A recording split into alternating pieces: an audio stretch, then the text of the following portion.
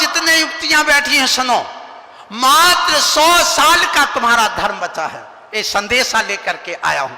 आप कहोगे 100 साल में, हाँ मैं आपसे आज कह रहा हूं पूरी समाज यहां पर, अपने भोपाल की क्या मध्य प्रदेश की पूरी समाज बैठी है, क्योंकि मध्य प्रदेश के जितने अधिकारी वे सारे रिटायरमेंट यहां पर बैठे हुए हैं और वो यहां आकर के बसे हुए हैं। ये 100 साल में धर्म समाप्त हो जाएगा, ये मैं आज इस मंच से घोषणा कर रहा हूं।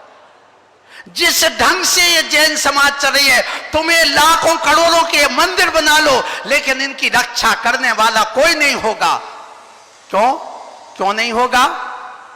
चिंता मंदिर की नहीं, चिंता समाज की होना चाहिए, चिंता धर्म की होना चाहिए। आप विचार करिए, मैं आपसे कहना चाहता हूं मंदिर बनाना अच्छी बात, बनाना चाहिए, बनना चाहिए, और हमारे गुरु महाराज विद्यासागर जी महाराज जो कर रहे हैं बहुत अच्छी बात कर रहे हैं। लेकिन इसके साथ में मैं आज एक संदेशा जो युवाओं के लिए लेकर के आया हूं, वो ये कहना चाहता हूं, हमारी जैन समाज बराबर मूर्ख काम दुनिया में कोई करता ही नहीं। सबसे पढ़ी लिखी समाज सबसे बड़ा मूर्ख काम करती है। क्यों? आप कहोगे मूर्ख है। हाँ, मैं आज पूरी समाज से पूछता हूं, राजन जी, पत्रकार जी, रविंद्र जी, आपको हमने 2 रुपए दिया कि अपना धंधा करना, और 2 रुपए लेकर के आप अपना घर चलाना, तो 2 के तुम कितने पैदा करोगे? 3, 4 के 1, 2, 4 करोगे ना।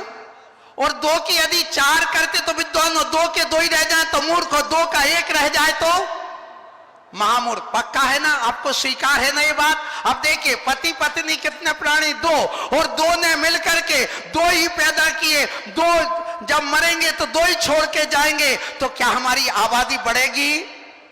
बोलो, नहीं बढ़ेगी। यदि 2 के 3 होते हैं तो विद्वान, और 2 का 1, 2 रह जाए तो मूर्ख, और 2 का 1 रह जाए तो आप मूर्ख हैं, विद्वान है क्या महामूर्ख हैं? बोलो, क्षमा बाड़ी मर पर मनाने वालों। आप विचार करना, यदि तुम्हारा एक बेटा है, सुन लेना, तो आप किसकी श्रेणी में आए? मूर्ख में। अब देखिए 100 साल में धर्म कैसे समाप्त होगा। आज यदि जैन समाज, यहां 50 लाख जैन समाज भारत देश में मैं मानता हूं, और 2 मरेंगे, 1 छोड़ के जाएंगे, तो 25 साल बाद कितने बचेंगे? 25 लाख। और 25 लाख पर वो पेयर बनाएंगे, लड़के लड़की मिल करके, और 2 मिल करके 1 पैदा करेंगे, तो 50 साल में कितने बचेंगे? 12.5 लाख। फिर 12.5 लाख लड़के लड़की मिल करके फिर 1 बच्चा पैदा करेंगे, तो बताइए 75 साल में कितने बचेंगे? 2 मरेंगे, 1 छोड़ करके जाएंगे, तो कितना बचेगा? बोलो, बोलो ना, 6.25 लाख। फिर इसके बाद भी 6.25 लाख मिल करके 2 मिल करके 1 पैदा करेंगे, तो 100 साल में कितने बचेंगे? 3 लाख। और 3 लाख सुन लेना, वे 3 लाख भी नहीं बचेंगे। क्यों? हर 100 जोड़े में 2 जोड़े ऐसे होते जिनके कोई संतान नहीं होती, और 100 बच्चों में 2 बच्चे ऐसे होते जो विकलांग आदि मर जाते। अर्थात समाज कितने साल की बची है? बोलो। अब क्यों सबके घुटन बंद है? तुम कहते महंगाई का जमाना है, मैं कहता हूं सुन लो, तुम्हारे बाप दादा एक टूटे मकान में रहते, साइकिल चलाते थे, और तुम कहते महंगाई है, बच्चों को कहां पढ़ाए? पहले दादी की साड़ी 40 रुपए में आती थी, तुम्हारी 4000 में आती, वे 4 साड़ी से काम चलाती, तुम्हारे यहां 40 साड़ी कहां से आ गई? जब महंगाई है तो तुम 2 साड़ी में काम चलाते। तब मैं जानता कि महंगाई है, और तुम्हारे बाप दादा 2 सब्जी खाते थे, तुम 1 खाते, तो मैं जानता कि महंगाई है। तुम्हारे बाप दादा 2 मकान में रहते, तुम 1 मकान में रहते, 1 कमरे में, तो जानता महंगाई है। सबके लिए महंगाई नहीं, एक बेटे को पालने के लिए महंगाई। धन्य समाज। अब कहो आगम क्या कहता? आगम भी कहता 100 साल में समाज समाप्त हो सकती है। क्यों हो सकती है? सुनिए, इसलिए कि सुन लो, यदि आपको मालूम हो कि अपने यहां पर पुष्पदंत भगवान से लेके शांतिनाथ भगवान के बीच में एक पल, पौन पल, आधा पल, पाव पल के भगवान के समय में धर्म का विच्छेद हो गया।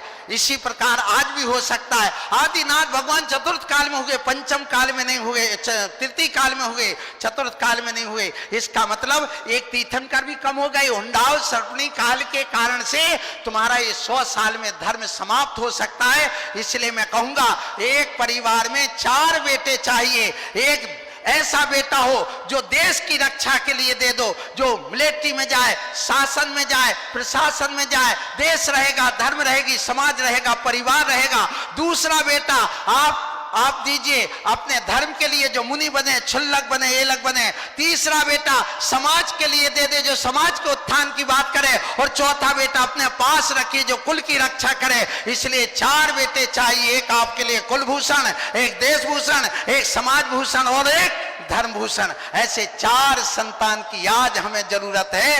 ये ध्यान रखो। आज मैं क्षमा वाणी पर इन युवाओं को संदेशा दे करके आया हूं। यदि बच्चे ना पले मुझे दे देना, मैं पाल दूंगा। एक जिसके भी जो बच्चे ना पले मुझे दे देना, मैं सबको IAS IPS बनाने के लिए सारी संस्थाएं खुलवा दूंगा। और तो आज एक सुन लो, यहाँ जनगणना फार्म एक तैयार किया गया है भोपाल का। जिनके यहाँ गरीबी हो, जिनके यहाँ बेरोजगार हो, जिनके बेटा बेटी की शादी नहीं हो रही हो, 8 दिन बाद आपके पास आदमी आएगा, वो फॉर्म भर करके देना। आपको सबको रोजगार दिया जाएगा, आपके लिए नौकरी दी जाएगी, आपके लिए पैसा दिया जाएगा, आपके धंधे चले जाएंगे, आपको सब कुछ दिया जाएगा। ये मेरी तरफ से आशीर्वाद है। इसलिए आप चिंता मत करो। यहाँ पर राजेश जो कलेक्टर साहब है IAS, उन्होंने वह फॉर्म तैयार किया है, वो आपके पास तक आ रहा है। यहाँ प्रमाण सागर जी ने भी जनगणना का एक फॉर्म दिया है।